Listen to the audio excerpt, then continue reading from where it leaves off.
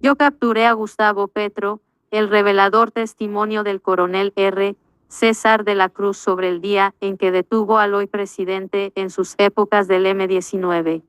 El coronel R. del Ejército César de la Cruz habla, por primera vez, del operativo en el que detuvo a Petro en la época en que era guerrillero del M-19. Asegura que la justicia penal militar sí lo condenó. Vicky Dávila, usted participó en 1985 en el operativo en el que el hoy presidente Gustavo Petro resultó capturado en Zipaquirá cuando pertenecía al M-19. Es la primera vez que habla sobre el tema. César de Elia Cruz CC.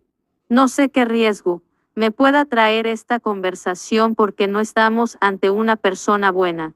Pero es para decir que, desde mis años, muy tempranos en la vida militar, hacia 1984 y de 1985, cuando tenía 20 años, vi cómo en una comunidad se atemorizaba a un grupo de personas buenas y a todo su entorno para lograr el objetivo de dominar ese municipio.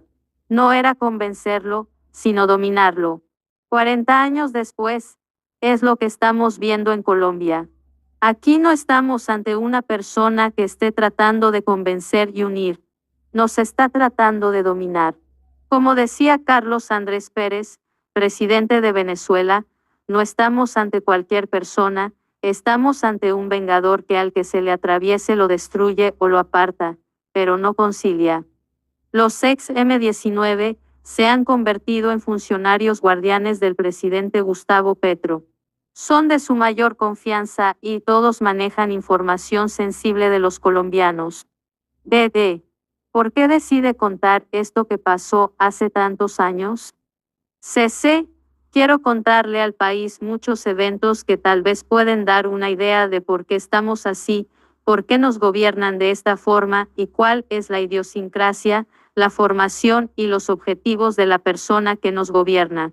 Me he puesto a analizar que eso que nos está pasando sucedía por aquellos años, en Zipaquirá, donde un concejal elegido bajo unas banderas tenía que ejecutar su voluntad y sus deseos a como diera lugar y a costa de lo que fuera.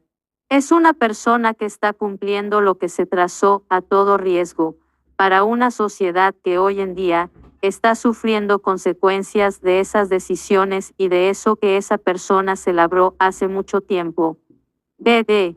¿Cómo empezó su historia con Petro en Zipaquirá? CC. El M-19 estaba en un proceso de paz, en un cese, por orden del presidente Belisario Betancur. Bueno, gente, revelamos quién es el guerrillero asesino Gustavo Petro y cómo fue este criminal que fue capturado. Este guerrillero asesino torturó, gente, a un miembro de las fuerzas militares con su arma. Le destrozó el rostro cuando este iba a ser capturado. Hoy se confirma cómo fue el guerrillero asesino Gustavo Petro quien asesinaba gente, torturaba gente, secuestraba gente y humillaba a las fuerzas militares tirándole granadas para asesinarlo. Lo confesó el propio guerrillero asesino Gustavo Petro. Escuchen este explosivo audio, gente, revelado en revista Semana, el testimonio de cómo fue la captura de este asesino criminal Gustavo Petro, quien durante años ha pertenecido al grupo terrorista del M-19, al grupo terrorista de las FARC y del ELN, y ha sido aliado de grupos paramilitares. Escuchen estos explosivos audios.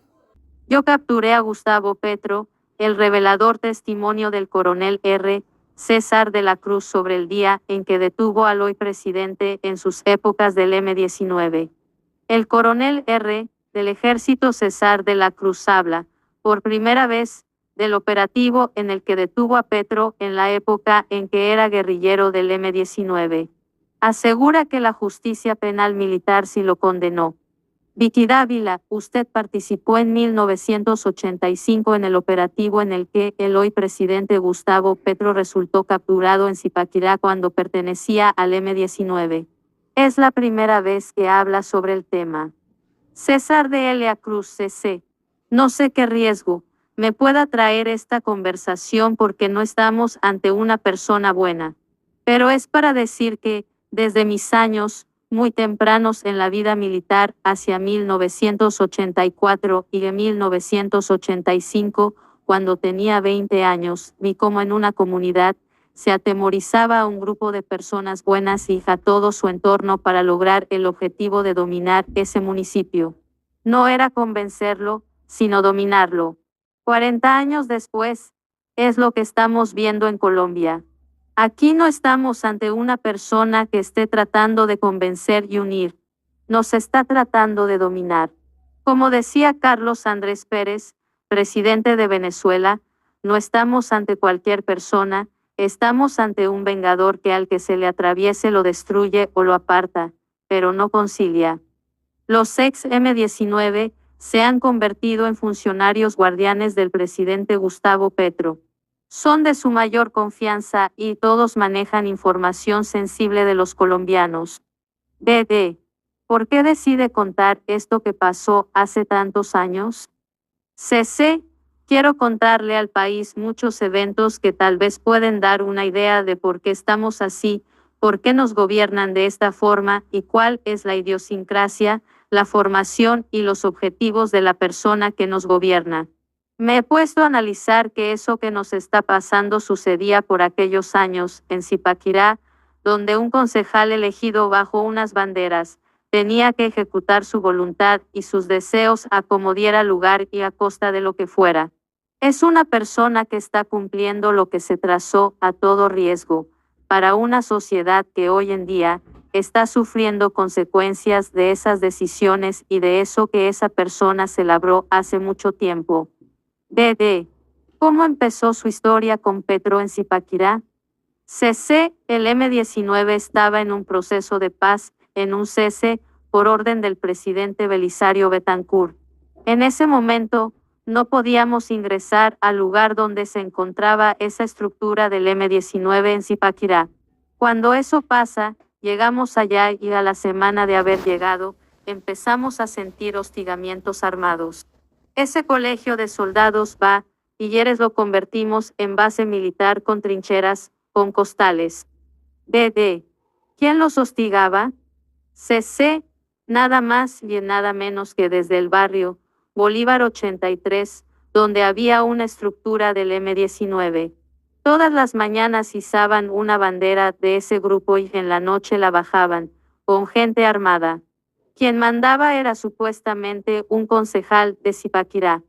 El coronel R. de la Cruz, en momentos cruciales de su carrera militar, la fuga de Pablo Escobar y la retoma del Caguán. BD. ¿Quién? CC. A través de inteligencia, nos dimos cuenta de que era Petro.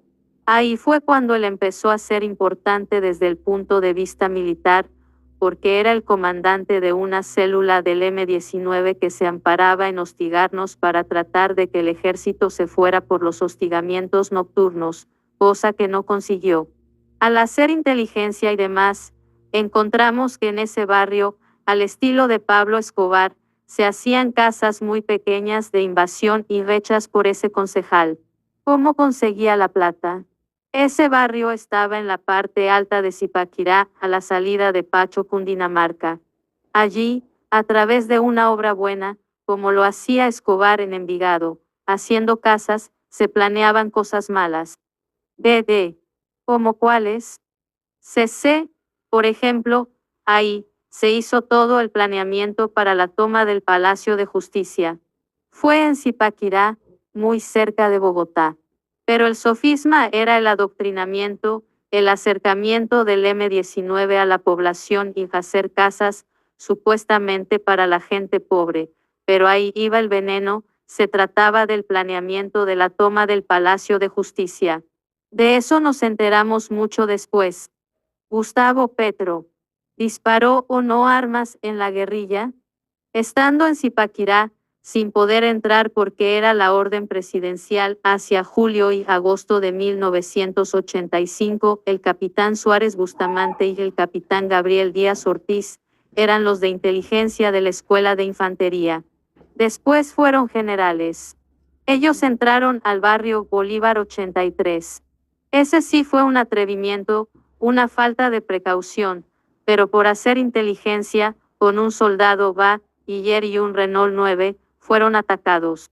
El carro fue incinerado, el capitán Suárez alcanzó a huir, porque iba sin refuerzo con el soldado. El capitán Díaz Ortiz cayó en esa turba. El jefe era Gustavo Petro. Al capitán Díaz Ortiz lo intentó matar con su pistola, le intentó disparar, pero el arma, por fortuna, no funcionó. Pero sí le dieron con la cacha de la pistola en la cara. El que luego llegó a general, quedó con su cara un poco desfigurada, porque está llena de platinos a raíz de esos golpes que se le dieron en ese barrio Bolívar. BD. ¿Pero quién le pegó al entonces capitán? CC fue el comandante de la célula del Bolívar 83, que era Petro. Hace unos días estuvo aquí el general Ricardo Díaz y habló de la pistola, que todavía la tenía Petro, con la que casi matan a un general. Esa es la famosa pistola del señor capitán Díaz cuando entró al Bolívar 83. Esa es la real historia de eso. BD. ¿Y qué pasó en ese momento con Díaz? ¿Cómo se salvó? CC a Díaz lo entregaron moribundo, lo trajeron muy mal, lo dejaron ahí, fuimos y lo recogimos y se lo llevaron para el hospital militar. Ahí estuvo como 3 meses y le reconstruyeron su cara, pero esa fue una acción directa de Petro. BD, el 23 de octubre de 1985, el comandante del ejército de la época, el general Rafael Zamudio, sufrió un atentado y eso cambió las cosas. Los militares pudieron entrar al barrio Bolívar de Zipaquirá. ¿Qué pasó ese día con Petro? Se atentan contra mi general Zamudio y en la tarde, ese mismo día, se dio la orden de entrar a los objetivos de cualquier célula terrorista y unidad subversiva. Nosotros teníamos la información de que en el barrio Bolívar 83 de Zipaquirá estaba el M-19. Teníamos 8 meses en la base, en la acción psicológica, pero también en inteligencia, y nos metimos al barrio Bolívar 83. Ahí sí fue con permiso porque se acabó el tal cese al fuego. Pedimos refuerzos a la escuela de infantería, llegaron unos camiones, tanques y fue allí donde en un bar de cerveza, escondido, encontramos a Petro con otras 6 personas, debidamente armadas. Ahí está en el informe que le entregué, Vicky. Está la orden de operaciones o el informe del ejecutivo de la escuela de infantería, diciendo lo que se le encontró a él y a los demás.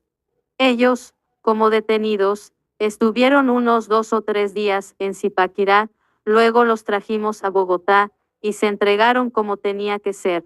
En ese momento, la ley permitía que la justicia penal militar juzgara a los terroristas. Eso no fue por voluntad ni porque prefirieron mandarlo allá.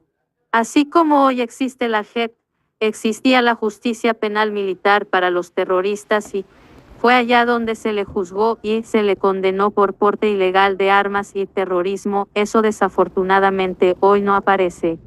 Carlos Alonso Lucio es militante del M-19, pide juicio político para el presidente Gustavo Petro. Los hechos son suficientemente fuertes. BD, detengámonos en la operación de la captura. ¿Dónde encontraron a Petro? CC, en una cantina, al lado de una casa. Ahí lo encontramos con más personas. En el informe están las otras personas detenidas. BD. Es decir, en una fiesta o parranda. CC, yo creo que más bien fue una fachada, encubriéndolo a él. BD. ¿Se acuerda del tipo de arma que le encontraron? CC, eran 2 armas cortas, propaganda del M-19 y algunos explosivos. BD. ¿A dónde llevaron a Petro tras ser capturado? CC, a la base militar donde estábamos nosotros. Allí yo tenía a un capitán como comandante de compañía. Luego, a los 2 días, se ordenó el desplazamiento a Bogotá. A la izquierda, una imagen de Gustavo Petro, en sus épocas en el M-19. A la derecha, en su papel como presidente de Colombia. BD. ¿Qué pasó en esos 2 días en los que Petro permaneció en ese batallón? CC, mientras él estuvo allá, se le interrogó y se le preguntó. Él es una persona totalmente fría, calculadora, no decía absolutamente nada y al cumplirse los tiempos de ley, tenía que ser trasladado a un juez, por eso se trasladó hacia allá. Cuando Petro habla del ejército asesino, que lo dice a los 4 vientos, que respeta, que mata a jóvenes y demás, yo sí le quiero recordar a él que la prueba fehaciente de que el ejército respeta los derechos humanos es que él está vivo. En ese momento en que se capturó, tranquilamente el ejército hubiera podido tomar otra decisión con él y no se tomó porque se respetaban los derechos humanos. BD, Petro siempre dice que lo torturaron cuando fue capturado. A él lo torturaron en ese batallón. CC, no sé si cuando se le preguntaba y se le insistía, él se sentía torturado. Pero lo cierto es que estábamos hablando con un terrorista y con un tipo que nos hostigaba todas las noches y que nos puso en riesgo. Es más, él, en una situación especial, me confesó que me había tirado 2 granadas cuando iba en una volqueta con cemento. Me lo dijo personalmente. Vedek ahora me cuenta cómo fue ese encuentro suyo años después con Petro. Sigamos en la captura. ¿Lo torturaron mientras lo interrogaban? CC, le preguntamos con fuerza y con insistencia y claro que no durmió y claro que se le trató fuerte para que nos indicara cuáles eran sus intenciones. El expresidente Iván Duque puso en su sitio al presidente Gustavo Petro con Cuba, así fue con el terrorismo del M-19, FARC, ELN, entre otros. BD. ¿Qué trato fuerte le dieron a Petro? CC, el trato fuerte fue gritarlo, no dejarlo dormir, tenerlo en un lugar frío. Esos son los tratos fuertes, incomunicarlo. La ley lo permitía. BD. Petro, en ese momento, confesó algo. Máxime cuando usted asegura que en el barrio Bolívar de Zipaquirá se planeó la toma del Palacio de Justicia. CC, el bandido Pablo Escobar y Rodríguez Gacha habían dado la plata para la toma del Palacio de Justicia, que iba a ser el 17 de diciembre cuando fuera la vacancia judicial. Pero se adelantó porque Escobar se enteró, y los otros narcotraficantes, de que posiblemente Petro iba a hablar sobre esa toma del palacio y por eso la adelantaron y se hizo pocos días después. En el M-19 ya estaban comprometidos con la mafia. Él fue capturado el 25 de octubre en la noche y a la toma del Palacio de Justicia fue el 5 de noviembre, sin Petro, pero le aseguro que Petro iba a estar en la toma del Palacio de Justicia. No estuvo porque estaba detenido. El coronel R. de la Cruz dijo que Petro, siendo guerrillero del M-19, le disfiguró la cara al hoy general R. Gabriel Díaz Ortiz. BD.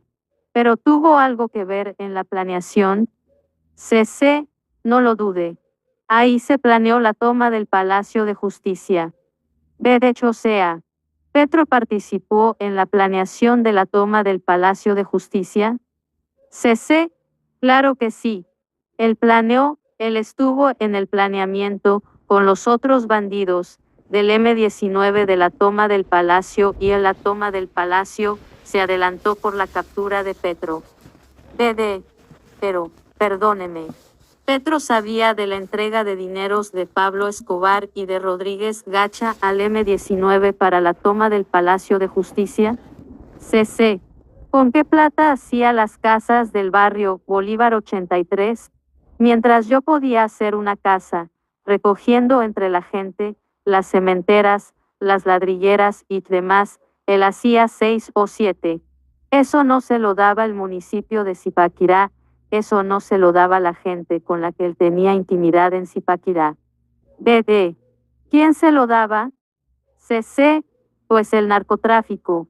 Por eso estoy dando la indicación de dónde estaba el barrio Bolívar 83. Estaba estratégicamente a la salida de Zipaquirá, en la entrada de Pacho, Cundinamarca, entraba la plata tranquilamente. BD, cuando dice que Petro hacía las casas con plata del narcotráfico. ¿A quiénes se refiere? CC, pues a Pablo Escobar y a Rodríguez Gacha. Jamás ha expresado arrepentimiento. Peñalosa arremete contra Petro por la toma del Palacio de Justicia por parte del M-19. BD. Pero usted trasladó a Petro capturado de Zipaquirá a Bogotá. CC. Ahí lo traemos de Zipaquirá con escoltas y algunos tanques de la Escuela de Infantería y fue llevado a la Escuela de Infantería en el Cantón Norte. ¿Quién era el comandante de la Escuela de Infantería? Mi general Mora. Entonces, hasta ahí le puedo decir, yo apenas era subteniente y estaba en comisión o destacado en Zipaquirá. BD. ¿Se acuerda qué dijo Petro al ser capturado? CC. Era un tipo bastante callado, controlado y poco comunicativo, como lo es hoy en día. Igualito. BD. Templado. CC. Entrenado, digo yo. BD. ¿Cómo así? CC. Entrenado psicológicamente para aguantar, para no hablar, para mantenerse. BD. ¿Para la guerra? CC. Para la guerra urbana, no rural, para el terrorismo urbano. Esa es la diferencia. Por eso es que en el M-19 no hablan de que él fue un gran combatiente. No. Él era urbano y sus hechos son urbanos y su adiestramiento psicológico es para la guerra urbana. Ese es el presidente que tenemos. Captura de Gustavo Petro cuando era miembro del M-19. BD. ¿Qué pasó con ese proceso de la justicia penal militar sobre Petro y a la condena de la que usted habla? CC. Ese es uno de los motivos por los que Petro, en forma displicente, se refirió al señor general Jesús Armando Arias Cabrales hace unos días. Dijo, yo soy presidente y él está detenido. Ese es un sentimiento de retaliación de cuando mi general Arias tuvo que condenarlo por porte ilegal de armas y terrorismo.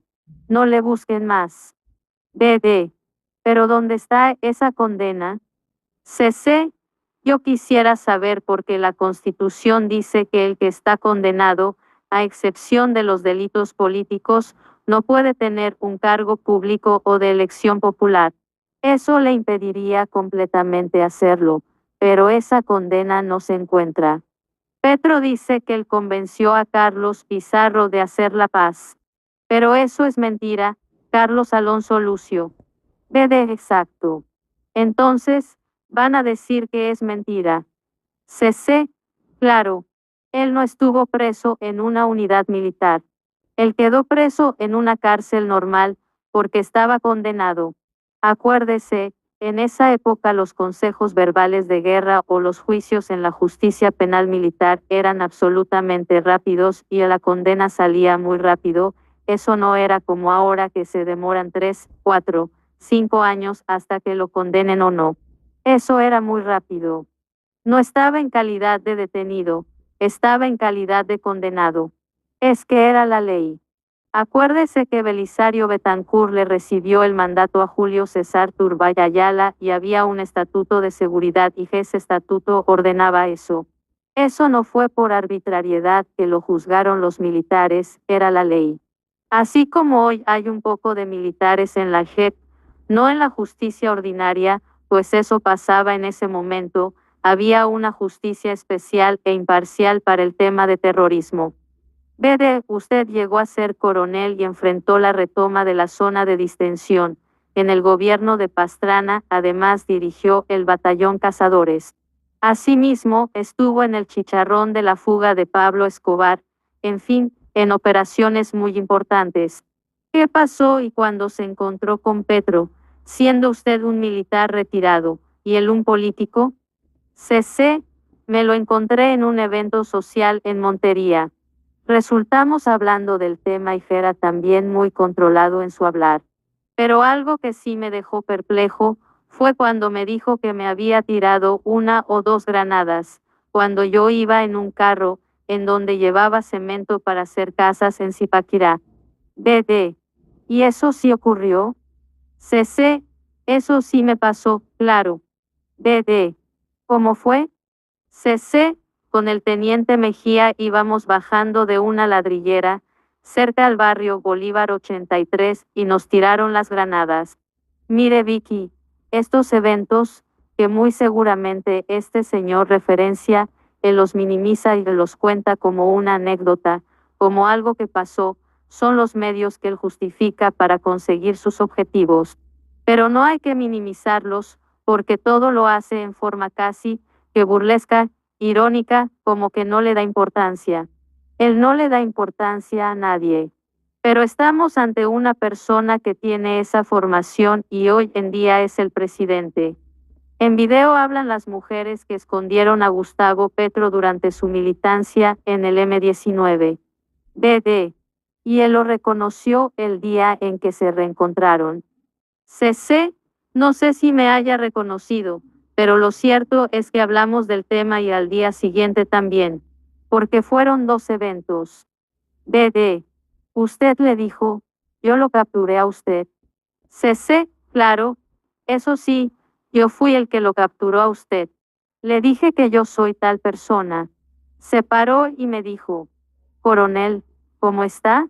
Le dije, yo lo capturé a usted en Zipaquirá. El tipo primero se asombró. La señora de él estaba al lado. BD. Verónica Alcocer. CC, sí, ella. Y después me dijo, es que yo era un romántico de la guerra. Y le dije, pues más que romántico era muy malo. Así se lo dije. BD. Le dijo que era muy malo. CC, sí, así se lo dije. BD. ¿Y el qué cara hizo? ¿Qué? Le dijo. CC, le dio igual. Me dijo, a usted le tiré las dos granadas. Le dije, sí, claro, por eso es que después lo capturé. Esas fueron mis palabras. BD. ¿Y pasó algo más? CC, no.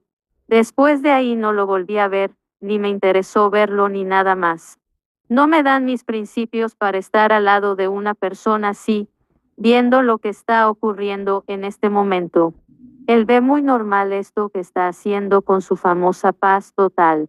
Él no ve, así como minimiza el hecho de tirarle una granada a un oficial, así minimiza los crímenes, las tomas, los atentados que cometen él y las FARC a la tropa y a la población civil, porque él ve eso normal. Es muy difícil cuando usted trata de decirle a una persona lo que está mal, pero él está convencido de que está bien. Por ahí no es el camino de tratar de que él entienda, no, él ve esa situación como normal. Mire que hay alguien que dice, en este país, los hechos malos hay que combatirlos y llevarlos a la justicia, pero no hay que legalizarlos y es lo que nos está pasando, están legalizando los hechos malos.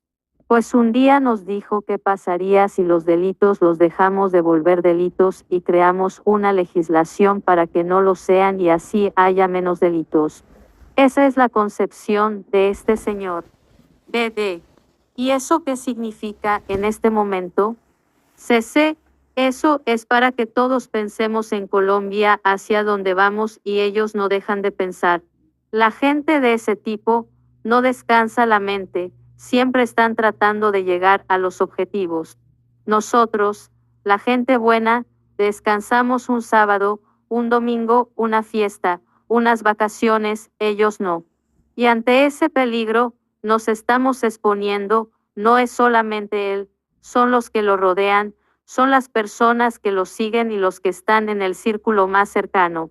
No sé qué consecuencias irá a tener esta entrevista, muy seguramente amenazas y todo, pues tomaremos las medidas del caso con mi familia, pero tengo que tener el valor civil porque soy militar en retiro para poder decir que tenemos una perfecta amenaza. Una amenaza en la que o cogen esta nación y la voltean o nos unimos los buenos y no dejamos que esto pase. ¿Cómo nos unimos? Pues a través de lo que nos brinda la ley. Es mi conclusión o mi mensaje. Iván Duque se defiende y le da a Gustavo Petro donde más le duele, nunca he hecho parte de grupos terroristas y le saca la lista de crímenes del M-19. BD, coronel. ¿Cuántos años tiene hoy? CC, 59 años. BD. ¿Y en esa época, tenía cuántos en 1985? CC, unos 20 años. BD era un jovencito. CC, sí, señora. BD. Esta es la primera vez en que usted sale, da la cara y dice yo capturé a Gustavo Petro. CC, sí, es la primera vez. BD. Hubo una denuncia del general Díaz contra el M-19 y Petro por lo que le hicieron cuando era capitán. CC, no, él no lo ha hecho. Un día lo llamé y le dije, oiga, mi general, ¿usted por qué no dice esto que le pasó? BD. ¿Qué? Le dijo. CC. Que no lo hacía. BD. ¿Por qué? CC. Yo creo que por temor. BD. ¿Qué testigos hay de esta historia que me ha contado? CC, mi general, Jorge Enrique Mora, quien a veces me toma el pelo con esto. BD. ¿Qué? Le dice. CC, me toma el pelo y me bromea. Me dice, sí ve lo que pasó, no más. BD Arias Cabrales también fue testigo de eso en ese momento, porque fue quien condenó a Petro en la justicia penal militar. CC, mi general Arias era el comandante de la brigada. Yo apenas era un comandante de pelotón. Mis compañeros de curso lo saben también, pero pienso que se obró de acuerdo a la ley en ese momento, y como fue así, este presidente está vivo. Si hubiéramos hecho lo que no se debería hacer, como lo hemos visto a través del tiempo, con muchos enemigos, pues otra sería la cosa. BD. ¿Qué pensó el día en que Gustavo Petro fue perdonado por el Estado en el proceso de paz? CC. No sé en qué circunstancias salió, si fue amnistiado, no sé realmente, no me interesa saber. Lo que sí sé es que salió. Pero pues para mí es una inconsistencia que alguien que está por porte ilegal de armas y terrorismo haya sido amnistiado. Creo que los amnistiados eran por delitos de rebelión. Presidente Gustavo Petro. Cortesía presidencia foto, cortesía presidencia.